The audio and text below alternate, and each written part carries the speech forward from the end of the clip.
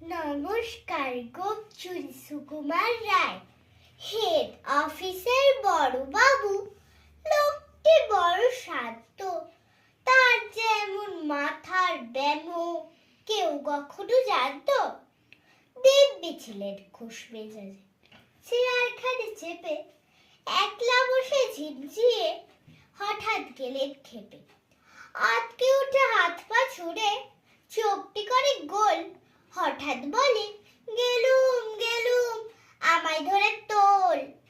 তাই শুনে কেউ বন্দিটাকে, কেউ বা হাঁকে পুলিশ, কেউ বা বলে কামড়ে দেবে, সাবধানেতে তুলিস। ব্যস্ত সবাই এদিক ওদিক করছে ঘোরাঘুরি। বাবু হাঁকেন, ওরে আবার গোপ গেছে চুরি।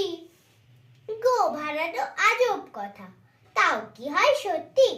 খুব জোরে তো টেপ দিয়েছে, কবে দিয়ে এক রত্তি।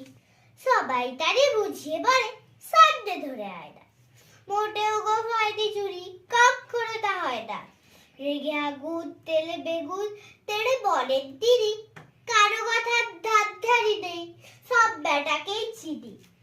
নোংরা ছাটা খ্যাংরা ঝাঁটা বিচ্ছিরি আর ময়লা, এমন গোফ তো রাখতো জানি স্যাব বাবুদের গয়লা।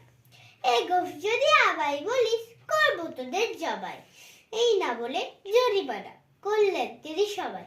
ভীষণ রেগে বিষম খেয়ে দিলেন লিখে খাতায়, কাউকে বেশি লাই দিতে নেই, সবাই চড়ে মাথায়।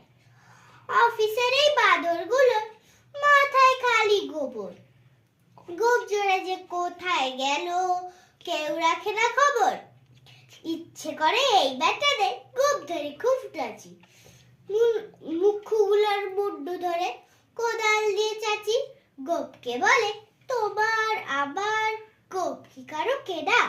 গোফের আমি গোফে তুমি, তাই দিয়ে যায় চেনা। নমস্কার।